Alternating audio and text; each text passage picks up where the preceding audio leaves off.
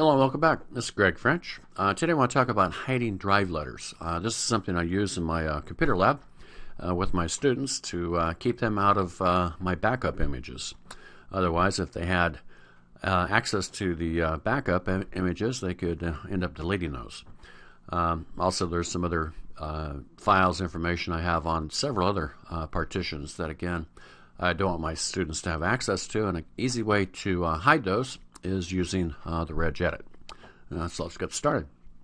Regedit, to get that started, you go down to your Start button, click on your Start button. You'll see a little box down there that says Search Programs and Files. Inside that little box, type Regedit. It's in the lower left-hand corner. Very important note, the Windows registry, which Regedit can edit, controls all your configuration for both the software and the hardware in Windows.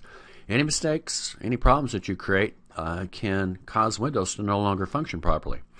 So be warned. If you haven't used Regedit before, I would suggest getting one of the YouTube videos concerning Regedit and how you go about editing the registry. Again, you can end up causing Windows to no longer operate, which will require you to have to reinstall Windows if you make a mistake. So you need to be careful. So again, be warned. Regedit, once you type it, you'll see the following window open up. You'll have several folders. These H key folders come up. The one that we're going to want to work on right now is the H key current user. So go ahead and click on that.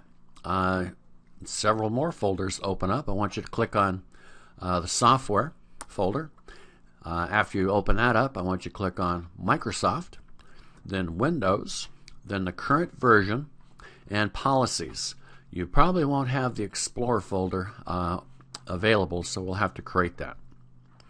To create your Explorer folder, what you want to do is right-click on Policies. Once you right-click on Policies, this little window opens up. You want to click on New and then New Key, or just Key. Click on Key and then type in Explorer. Once you have that, you want to go ahead and click on Explorer. And then you're going to create a D word. It's going to be a 32-bit value. So you want to click on that. When that opens up, I want you to type in no drives. Capital N-O, no space, and then capital D-R-I-V-E-S for no drives. Once you get that, go ahead and double-click on no drives. When you double-click on no drives, this little window opens up. It has a value here for no drives. The value is 0. It's normally in hexadecimal, but I'm going to change that to decimal, so that we don't have to work with hexadecimal.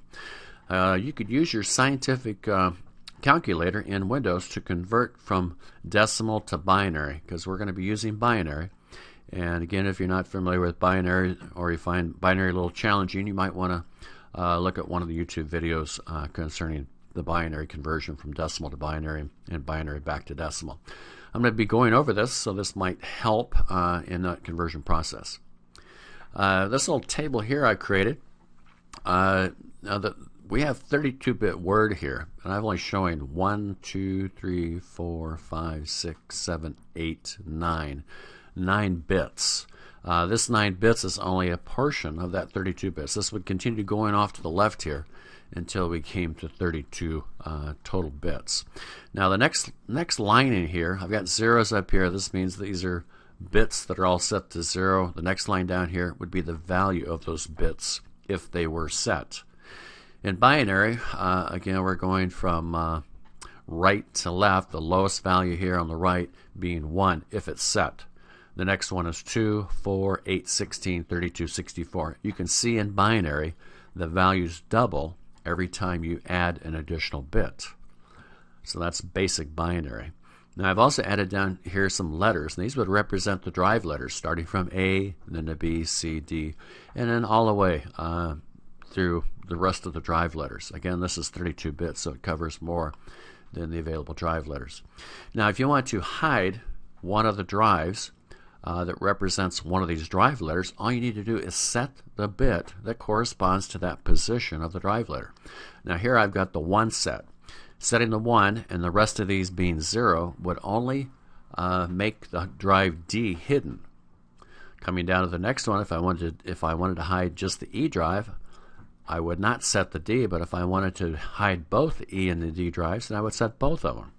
Again, we could hide the F, E, and D by setting all 3, or the G by setting all 4, and then so on. You could continue to set all of these bits, and you would hide all the drives. I usually leave the drive C open for the students because I like to have the students be able to make some modifications inside of Windows, or if they want to store some files temporarily, they can do that on drive C. The next table, I've taken this table, I've added a couple of columns. All I'm doing is doing a conversion for you from binary back to decimal. Now the binary value here, 1000, if we look up, we see that only the 8-bit is set. So the 8-bit represents 8 decimal. Now the next one, I have just the drive E set. So again, everything else is 0, so that value would be 16. Now the next one, I have the 16 and the 8-bit set, or drive E and drive D. So if I wanted to hide both drives E and D, I would set both bits set to high. My value would be 24. And in that little window, I would put the value 24. So that little window that I had open previously with the decimal values, these are the decimal values, we would put that in those little windows. Now, if I was to go ahead and hide the G, F, E, D drives, it would include my CD-ROM, and also it would include any USB that might be available. So if a student was to plug in a USB, the next available drive letter would be G, and his USB would not be visible. So this is another way that you could even block out or make the USB drives invisible so the students wouldn't be able to have access to a USB. Again, under the No Drives, you double-click the No Drives, this window opens up. Go from hexadecimal to decimal, click on the decimal, and then put your value in here that you want for hiding all the drives.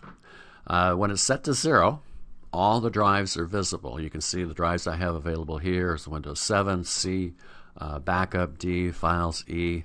I have a USB connected, a Corsair, G, and then I also have a DVD. It's letter F. Now if I want to hide all these drives except the drive C, I would put in the value 120. Now 120, if we go back, you can see right here, I have the G set, the F set, the E set, the D set, but I didn't hide the C, B, or A. So the C would still be visible with 120 set in there. So let's go ahead and put in 120. Click OK. Now to get this to reset, you're going to have to either restart Windows, but easier than restarting Windows, just go ahead, go down to your Start button, and log off as the user, and then log back on, and then you can go ahead and you'll see the changes. So I'm going to click OK, and only Windows 7, the C drive, is available for the students. Everything else is hidden, and that's really the way I'd like to have it in my lab. That keeps the students from getting distracted, exploring other devices, or it even keeps them from plugging in their own USB drives. Going back to 0 again, in this little window, we'll go ahead and reset your computer back so that all your drives are available again. I hope that might be helpful for anybody that needs to hide drives from students or whoever. Again, thanks for watching. I'll see you next time.